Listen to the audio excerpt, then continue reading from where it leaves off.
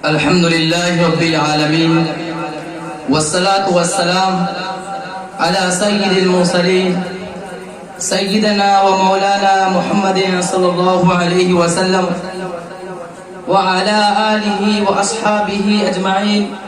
أما بعد، فقد قال الله تبارك وتعالى في القرآن المجيد والفرقان الحميد: أعوذ بالله من الشيطان الرجيم، بسم الله الرحمن الرحيم، وما أرسلناك إلا مبشرا ونذيرا.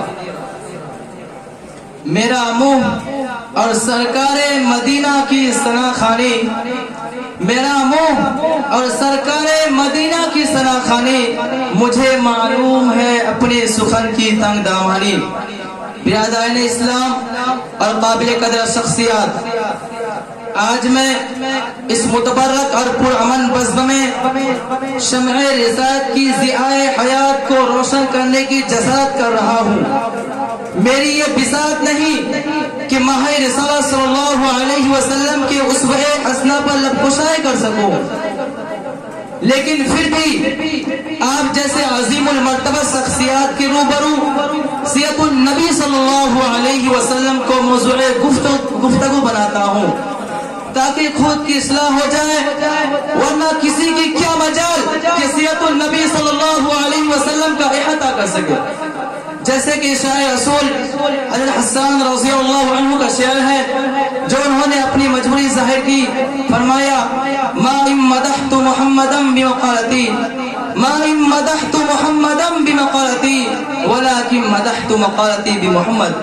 ترجمہ: میری یہ بساط نہیں کہ اپنے اشعار سے مدحت رسول کا حق ادا کر سکوں، ہاں میں نے ذکر رسول صلی اللہ علیہ وسلم سے اپنے اشعار کی ضرور مدح سرائی کی ہے.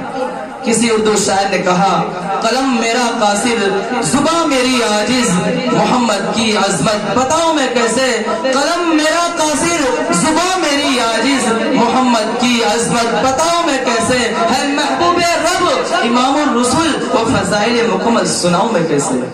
ملت اسلامیہ کے دھڑکتے دلوں بعثت نبی صلی اللہ علیہ وسلم سے قبل پورے جزیرۃ العرب پر کوئی حکمراں کرنے کے لیے تیار نہیں تھا، اور نظام مکمل تھا، اور عدالت، انسانیت، امانت و دیانت، عصمت و عفت، صلاح و تقوی، زہد و ورع کا جنازہ نکل چکا تھا. شرافت و عزت کی کلیاں مرجھا چکی تھی، شرک و زہد کی تارگی ہر سمت نظر آ رہی تھی. نفرت، ظلم، شقاوت اور عداوت کا دورہ تھا.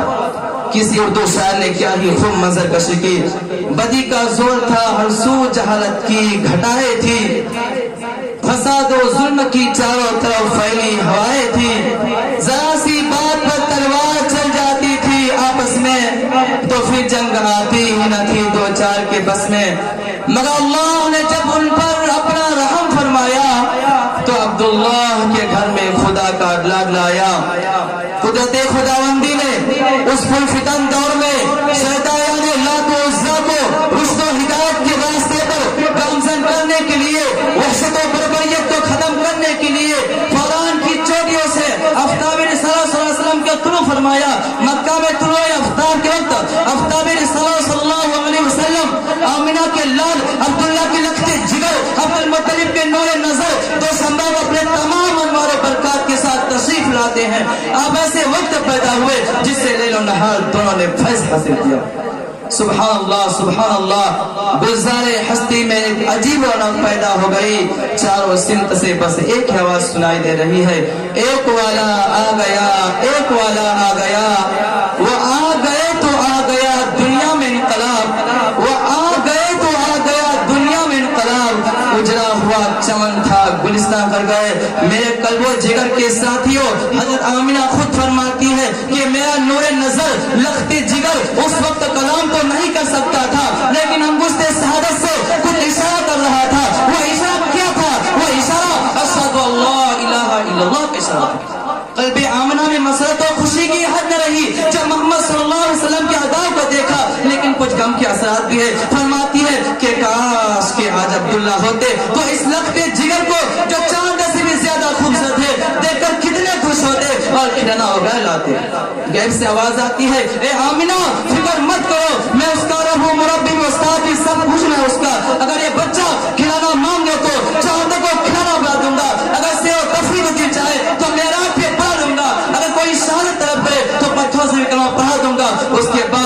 मुतलिब आते हैं, सवाल करते हैं, ए आमिर। इन चंद बातों में अपनी तकरीर ख़त्म करता हूँ।